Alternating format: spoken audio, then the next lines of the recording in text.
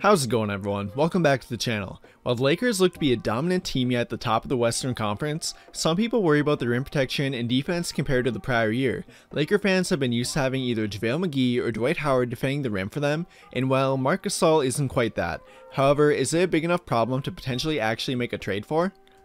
I really don't think it is, but one player that could potentially fill the role of an athletic rim protector for them is Mo Bamba, and while I don't think it's very likely to happen, he does have the ability to improve their team. After being a high draft pick and touted as a potential star player, he hasn't lived up to expectations, and although he has been dealt a rough hand by dealing with multiple injuries and even COVID-19 during the pandemic, one may begin to wonder, is he even in the Orlando Magic's long-term plan anymore? Because if a team wanted to trade for him and still believed in his potential, now would be the time. His value is at an all-time low and it feels like people are outright forgetting about him at this point. He has barely played this year, and even if they are trying to work him back in, it doesn't seem like the Magic have a big role for him going forward.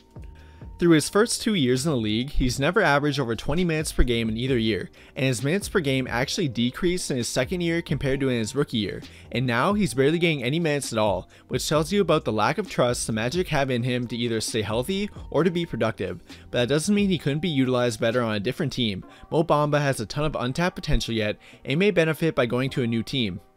There aren't many true centers in the league who can do everything on the floor that he has the potential to be able to do. He is known for blocking shots at a high rate due to his insane wingspan, but he has a lot more to his game than only that. He also has a good shooting touch and the potential to become one of the best floor spacing big men in the entire league. In 2019-2020, in only his second year in the league, he shot nearly 35% from the three-point line while only attempting about 2 a game, and he actually shot 38.1% from the three-point line after the All-Star break until the NBA got shut down due to the pandemic. His three-point shooting ability is one of the primary attractions to his game, as it fits perfectly in today's NBA, where three-point shooting is valued so highly.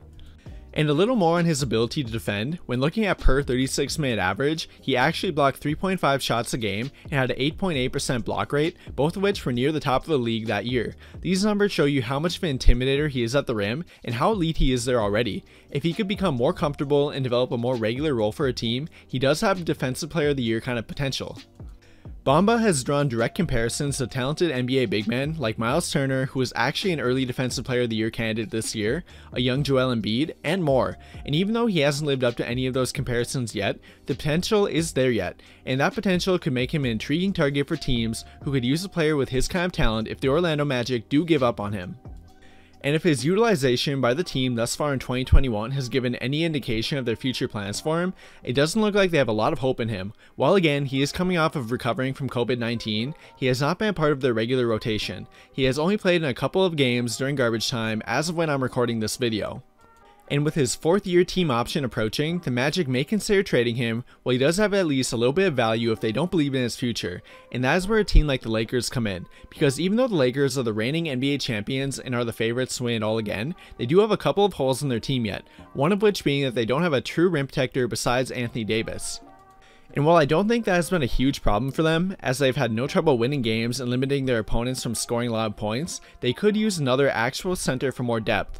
And although trading for a young player wouldn't be a common move for a championship team in the middle of a season, it could potentially help them. They wouldn't have to give up much for Mo Bamba, and he would fit on their team quite well actually. It's pretty clear that they value more overall offense and three-point shooting from their big men, as opposed to only rebounding and rim protecting, demonstrated by them letting Dwight Howard and JaVale McGee go. But that doesn't mean that they don't value rim protection at all, they just know that they weren't able to even play their traditional big men much in the playoffs anyway. But with Mo Bamba, that wouldn't be the case, as like mentioned before, not only is he an elite rim protector, but he has the ability to shoot from the three-point line too, and I think this would make him a very valuable target for the Laker team. He could play in a lineup beside Anthony Davis, and would be good depth behind Marc Gasol in case of injury. He can do a lot of the things that Marc Gasol does for them, outside of his playmaking ability, which not big men ever could really do. But apart from that, he can space the floor for LeBron and AD, can be the secondary line of defense at the rim which the team has been lacking, and great for overall depth. The only real thing left to consider would be what would they actually have to give up for him, and I don't think it's as much as you might think.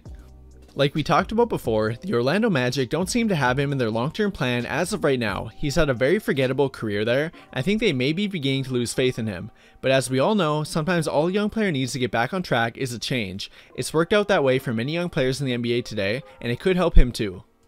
Anyway, I think it's kind of hard to predict what the Magic would want for him exactly, but I think the most they could likely demand for him right now with how low his value is probably around a future first round pick and maybe a throw-in player like a Quinn Cook or Alfonso McKinney. I could be wrong on that and they might demand more than that, or maybe even a bit less, but I think that's in the ballpark for his value right now. And to me, that would be a no-brainer for the Lakers, because not only are they getting a young player in return that still does have potential, but trading away a future draft pick wouldn't hurt them that much, as Mo Bamba is actually a perfect complement to completing their team. In my opinion anyway, all they really need is another center mainly for a little more rim protection, depth at the position, and in case of any injury. And he'd be great for that. He'd get some playing time and have a chance to develop on a championship level team, but he could also potentially be their center of the future. As we know, Anthony Davis prefers to play at power forward to try and prevent injuries, so adding a talented young player to put beside him for the future could be a great move. And I don't see another opportunity like this for them to add a talented young center coming anytime soon either. Mo Bamba's value is at an all-time low, but with the Lakers not absolutely needing anything big from him, he'd be a great low-risk, high-reward target for them. They wouldn't have to give up anything that would hurt their odds of winning right now, but they could potentially add something with Mo Bamba that could help their team for both the short-term and long-term future. Overall, like I mentioned before, this is only an idea that I thought of and it's not an actual rumor going around right now, so don't take it too seriously, though I do think it is one of the few trades that they could actually improve from making. They are a pretty darn complete team and I don't really think they need much, but adding Mo Bamba could actually help them in both the short term and long term future like previously mentioned. And I don't see any other trade options for them that could work in a similar way like this one could. They don't absolutely need anything right now, but in this trade they wouldn't be giving up anything that they're actually using right now either. From my point of view, if they could acquire Mo Bamba for around what I valued him at, it would be a win-win situation for them. They wouldn't lose much if he never did become anything more than a solid rim protector that is kind of injury prone, but they could potentially gain a lot if he were able to overcome his injuries and reach his potential.